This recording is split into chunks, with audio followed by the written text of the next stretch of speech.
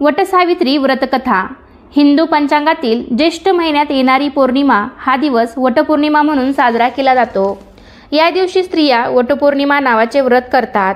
या व्रतादरम्यान विवाहित स्त्रिया आपल्या पतीला उत्तम आरोग्य लाभावे, दीर्घायुष्य प्राप्त व्हावे म्हणून वडाच्या झाडाची पूजा करतात.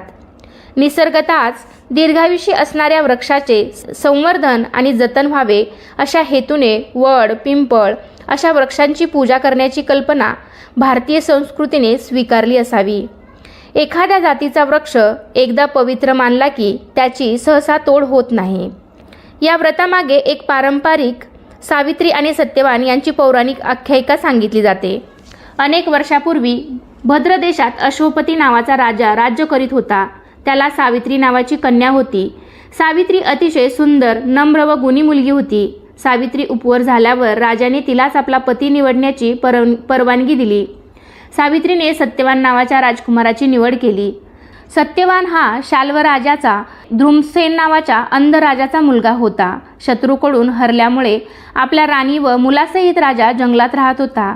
भगवान नारदाला सत्यवानाचे आयुष्य केवळ 1 वर्षाचेच असल्याचे माहीत असल्यामुळे त्यांनी त्याच्याशी लग्न करू नको असा सल्ला सावित्रीला दिला.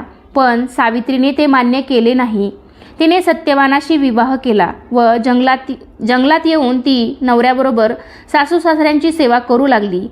सत्यवानाचा मृत्यू जेव्हा 3 दिवसावर येऊन ठेपला तेव्हा तिने 3 दिवस उपवास करून सावित्री व्रत आरंभिले. सत्यवान जंगलात लाकडे तोडण्यास निघाला असता सावित्री त्याच्याबरोबर गेली. लाकडे तोडता तोडता त्याला घेरी आली व तो जमिनीवर पडला. यमधर्म तिथे आला व सत्यवानाचे प्राण नेऊ लागला. सावित्री यमाच्या मागे आपल्या पतीबरोबर जाऊ लागली. यमाने अनेक वेळा सावित्रीस परत जाण्यास सांगितले, पण तिने साफ नाकारले व पतीबरोबर जाण्याचा हट्ट धरला.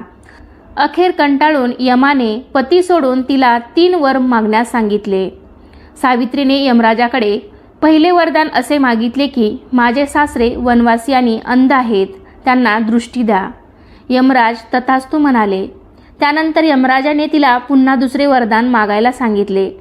तेव्हा सावित्री म्हणाली, माझ्या सासऱ्यांचे राज्य हिरावून घेतले आहे, ते त्यांना परत मिळावे. यमराजाने सावित्रीला हे वरदानही दिले आणि त्यानंतर यमराजांनी सावित्रीला 3रे वरदान मागण्यास सांगितले. यावर सावित्रीने तिला संतती व्हावी असा वर मागितला. यमराजाने सावित्रीला हाही वर तथास्तु म्हणून दिला. पण तथास्तु म्हणल्यानंतर यमराजाला स्वतःची चूक समजली की आपण चुकून तथास्तु म्हटले. अखेर यमराजाने सावित्रीला अखंड सौभाग्याचे वरदान देऊन यमराज तेथून निघून गेले. सत्यवान जिवंत झाला. आईवडिलांना दिव्य प्रकाश मिळाला आणि त्यांचे राज्यही परत मिळाले. तर अशा प्रकारे सावित्री सत्यवान दीर्घकाळ राज्याचे सुख उपभोगत राहिले. वटसावित्री व्रत पाळल्याने व ही कथा ऐकल्याने व्रत करणाऱ्याच्या वैवाहिक जीवनातील सर्व संकटे दूर होतात. सत्यवानाचे प्राण सावित्रीने वडाच्या झाडाखालीच परत मिळवले. म्हणून ज्येष्ठ महिन्यात येणाऱ्या पौर्णिमेला स्त्रिया वडाच्या झाडाची पूजा करून उपवास करतात व वटसावित्री व्रत आचरतात. धन्यवाद. वटपौर्णिमेची आरती. आरती वडराजा सत्यवंत ही सावित्री, भावे करीन मी पूजा, दयावंत यमदूजा. आरती वडराजा अश्वपती पुसता झाला, नारद सांगता तितयाला. अल्पायुषी सत्यवंत सावित्रीने का प्रणिला, आणखी वरवरी बाळे मनी निश्चय जो केला. आरती वडराजा ज्येष्ठ मास त्रयोदशी, करती पूजन वडाशी.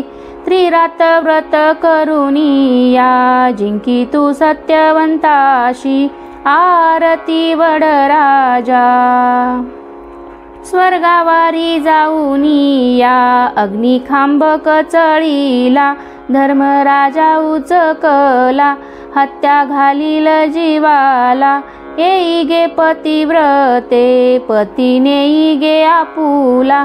आरती वडराजा जाऊन या यमापाशी, मागतसे आपला पती, चारीवर देऊनी या, दयावंता द्यावा पती, आरती वडराजा.